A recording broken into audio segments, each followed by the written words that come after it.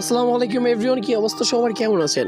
আল্লাহর রহমতে অনেক ভালো আছেন। আমি অনেক ভালো আছি। আপনাদের মাঝে অনেকদিন পরে ভিডিও নিয়ে আসলাম, যে ভিডিওতে আপনাদেরকে আমি সব কিছু বুঝিয়ে দেবো। আপনাকে যদি কেউ ফোন দিয়ে ডিস্টার্ব করে এবং আপনি তার কলের জন্য যদি ডিস্টার্ব ফিল করে থাকেন, তাহলে আপনাকে তাকে ব্লক লিস্ট করতে হবে না, বা এমন কেউ আপনাকে কোনো ফোন দিতে পারবে না আপনার ওই নাম্বারে, জাস্ট একটি সেটিংসের মাধ্যমে।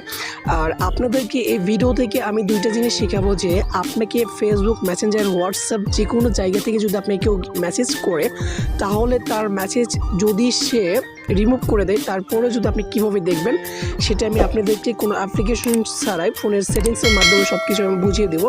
আশা করতেছি আপনারা ফোন ভিডিও কন্টিনিউ করতে থাকবেন, এবং আমাদের অনলাইন আনলিমিটেড টিপসে যদি নতুন হয়ে থাকেন তাহলে অবশ্যই একটা করে সাবস্ক্রাইব করে থাকবেন, এবং ভিডিওটি ভালো লাগলে অবশ্যই লাইক করবেন। আর ভিডিওটি কেমন লাগছে আপনাদের মতামতটা কমেন্টে জানিয়ে দেবেন।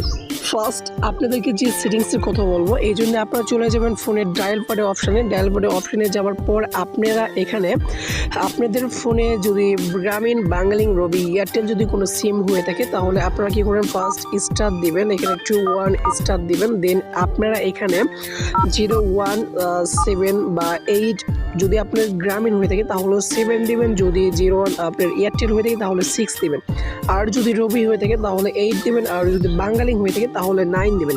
যেহেতু এটা আমার গ্রামীণ সিম, এই জন্য আমি 07 দিলাম এবং হ্যাশ দিলাম। হ্যাশ দেওয়ার পর 17 আমি ক্লিক করে দিলাম। এখানে দেখেন যে গ্রামীণ message call forwarding registration all success, ঠিক আছে। আমার এখানে কিন্তু আমার সাকসেসফুল হয়ে গেছে। এখন কিন্তু আমাকে কেউ কল দিতে পারবে না, বা কেউ কল দিলেও আমার ফোনে কিন্তু কলটা আসবে না, আমি ডিস্টার্ব ফিল করবো না।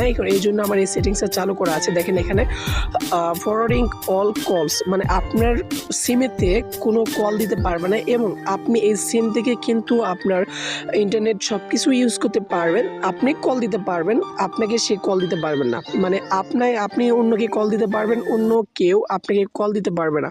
ওকে, সো এটা আপনি এখন বন্ধ করবেন। কীভাবে বন্ধ করার জন্য আবার আপনার ডায়াল প্যাডে চলে যাবেন। ডায়াল প্যাডে চলে যাওয়ার পর এখানে আপনার হ্যাশ দিবেন। হ্যাশ দেওয়ার পর এখানে 21 এখানে হ্যাশ দিবেন। হ্যাশ দেওয়ার পরে আবার আপনারা যে সিমেতে ক্লিক করেছিলেন, দেন একই সিমেতে আপনারা দেওয়ার পর আপনাদের এখানে এটা কিন্তু অফ হয়ে গেছে।